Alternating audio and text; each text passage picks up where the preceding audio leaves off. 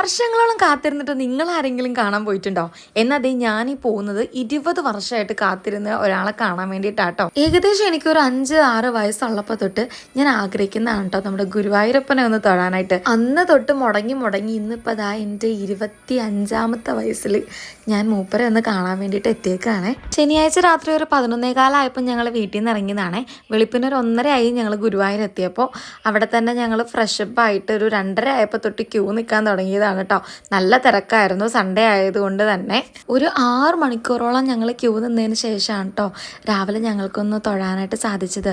രാവിലെ ഞങ്ങളൊരു 8:30 ആയപ്പോഴാണ് തൊഴുതത്. ഒരു 9 മണിയൊക്കെ ആയപ്പോഴത്തേക്കും ഞങ്ങൾ ഇറങ്ങി. ശുദ്ധികലശം നടക്കുന്നതുകൊണ്ട് നമുക്ക് ചുറ്റമ്പലത്തിൻ്റെ ഉള്ളിലേക്ക് കയറി തൊഴാൻ പറ്റിയിട്ടുണ്ടായിരുന്നില്ല കേട്ടോ. കൊടിമരത്തിൻ്റെ അവിടെ നിന്നിട്ടാണ് നമ്മൾ തൊഴുതിട്ടുണ്ടായിരുന്നത്. എന്നാലും നമ്മൾ നല്ലവണ്ണം ഗുരുവായൂരപ്പനെ തൊഴാനായിട്ട് സാധിച്ചു കേട്ടോ. തൊഴുക മാത്രമല്ല, അതിൻ്റെ കൂടെ അവിടുത്തെ ശീവേലിയൊക്കെ കണ്ടിട്ടാട്ടോ നമ്മൾ ഇറങ്ങിയിട്ടുണ്ടായിരുന്നേ.